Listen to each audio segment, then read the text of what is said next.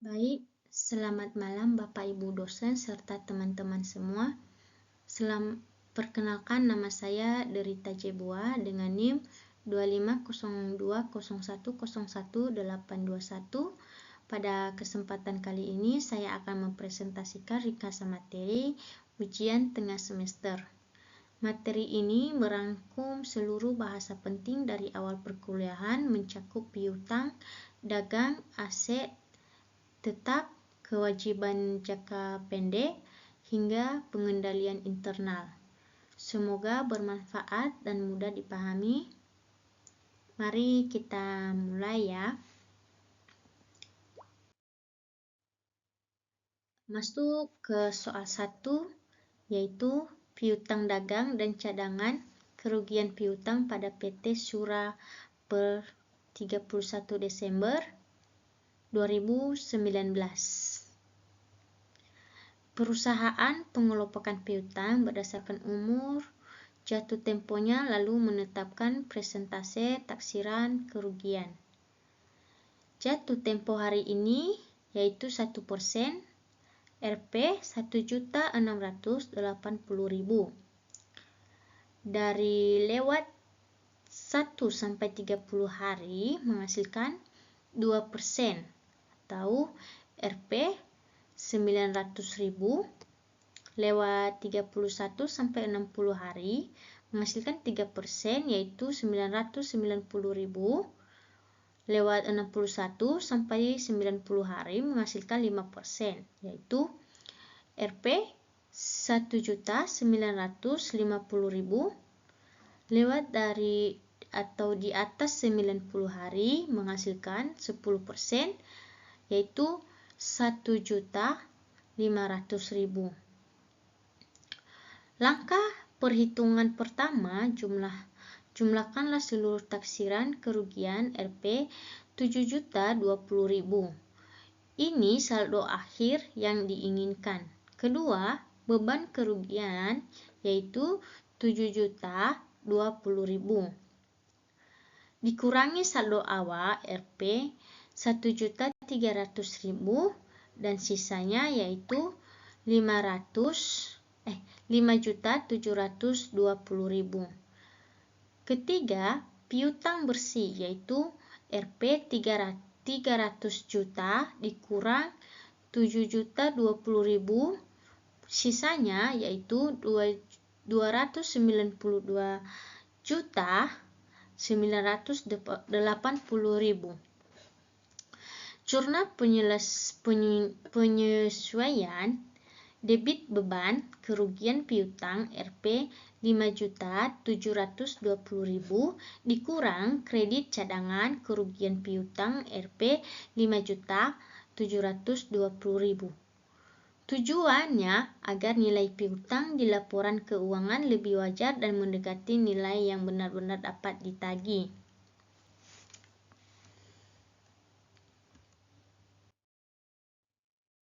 Lanjut soal kedua yaitu dua metode berbeda pada PT Siam per 31 Desember 2017.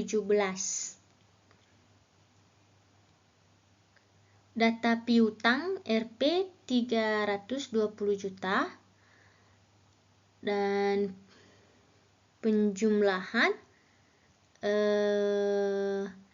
penjualan kredit Rp 1.920.000. Metode 1. Presentase penjualan kredit 1% dikali Rp 1.920.000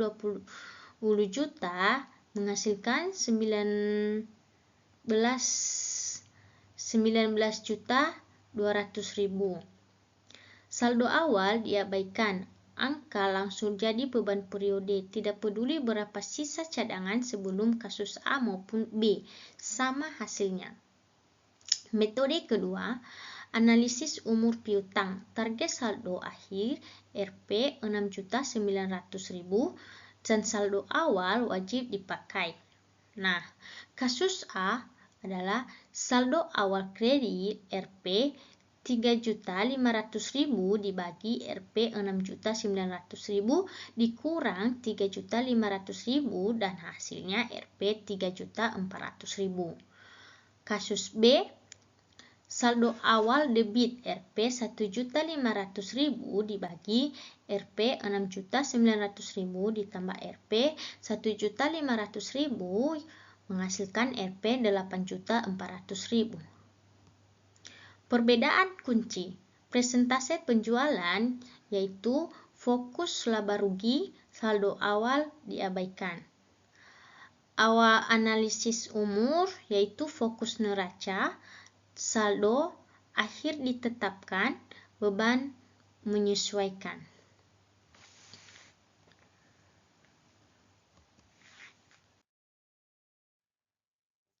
Lanjut soal nomor 3 yaitu PT Furi per 31 Desember 2018. Data piutang Rp 150 juta dan saldo awal CKP Rp 900.000. Penjualan besi Rp 960.000. Nah, pertanyaannya yaitu 1. 2% dari penjualan yaitu dibagi 2% dikali Rp 960 juta, yaitu sisanya menjadi Rp 19.200.000 langsung jadi beban. 2. 3% dari piutang.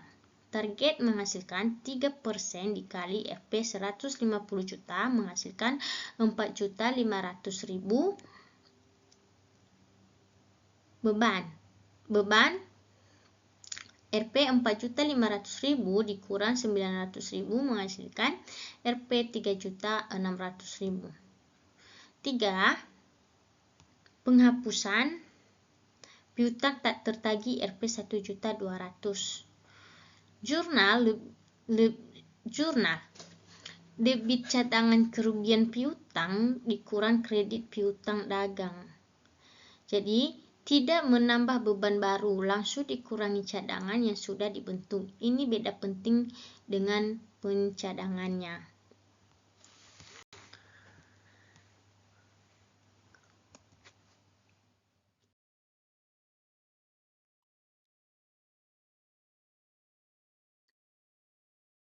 Oke, soal nomor 4 dibagi dua bagian ya. Yang pertama bagian A, biaya tanah atau highest company. Semua biaya hingga tanah siap dipakai masuk ke harga tanah. Dolar 100.000 ditambah S7 dolar 7,500 dikurang S1 dolar 1.500 ditambah dolar 1.000 ditambah dolar 8.000 menghasilkan dolar 115.000. Hasil jual sisa material dikurangin karena mengurangi biaya bersih. Bagian B yaitu pemberhentian aset tetap. Bandingkan harga jual dengan nilai buku, yaitu Hobart, yaitu nilai buku sudah 0, hapus akun tidak untung atau rugi. 2. Saset yaitu dibuang, nilai buku yaitu 4.000 menghasilkan dan kerugiannya adalah 4.000. Right yaitu jual S16, nilai buku 11.000. Keuntungannya adalah 5.000. Aturan harga jual lebih besar nilai buku dan untung. Lebih kecil yaitu rugi sama dengan 0.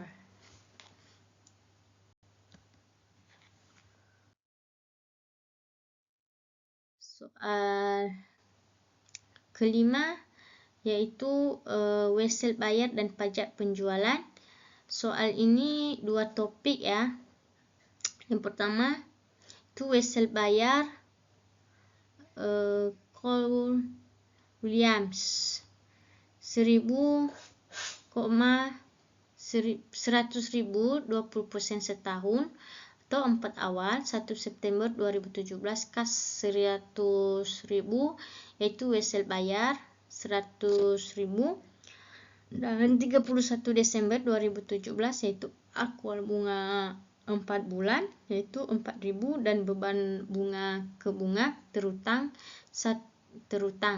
Jadi 1 Januari 2018 yaitu bayar wesel bayar 100.000 ditambah bunga terutang 4.000, kas menjadi 104.000. Bunga diakui saat waktu berjalan bukan saat bayar. Nah, dua ini yaitu pajak penjualan 6% yaitu yaitu terpisah. Penjualan 10.000 ditambah pajak 600 yaitu menjadi kas 10.600. Sudah gabung 10.600 ditambah 1,6 penjualan 10.000 dan pajak 600. Pajak bukan pendapatan tapi utang ke negara.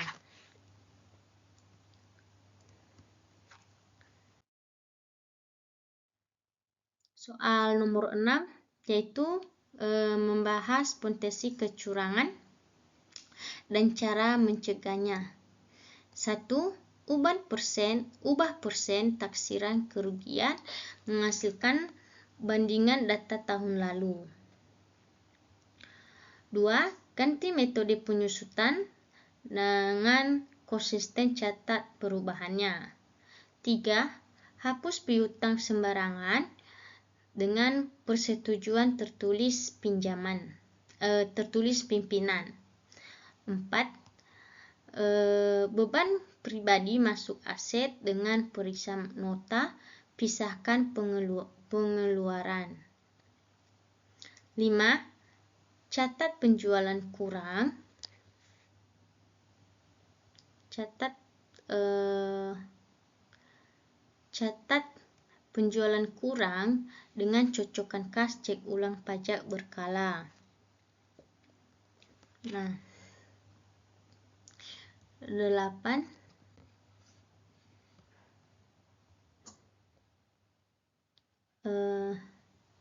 Ke-8 yaitu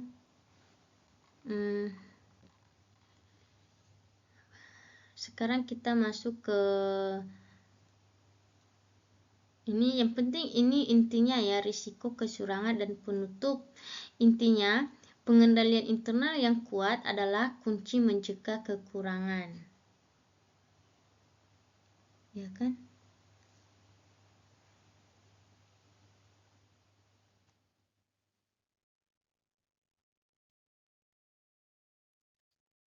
Oke. Sudah dalam kesimpulan, dari seluruh pembahasan dapat disimpulkan, kerugian piutang ada dua metode utama, yaitu penjualan dan analisis umur. Biaya aset tetap dengan semua biaya hingga siap dipakai. Kewajiban aset tetap dengan biaya hingga siap dipakai. Kewajiban bunga diakui sesuai waktu berjalan. Pengendalian internal wajib kuat untuk mencegah kecurangan.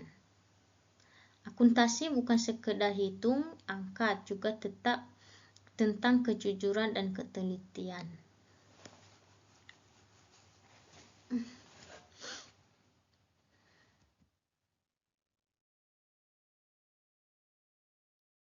Baik, terima kasih. Demikian ringkasan materi ujian tengah semester yang dapat saya sampaikan.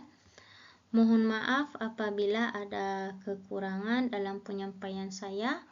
Apabila pertanyaan yang saya siap menjawabnya ataupun kritikan dan saran dari Bapak Ibu dosen, mungkin jika ada saran dari Bapak Ibu dosen, kedepannya mungkin saya akan lebih perbaiki lagi. Dan mohon maaf jika ada kata-kata yang salah dan mohon untuk saran dari Bapak Ibu dosen untuk bisa nanti kedepannya saya akan membuatnya dan mengerjakan tugas dengan lebih baik lagi dari sini. Baik Pak, terima kasih banyak atas perhatian Bapak, dosen dan serta teman-teman semua. Saya ucapkan selamat malam dan tetap semangat untuk kuliah. Baik, terima kasih. Bye.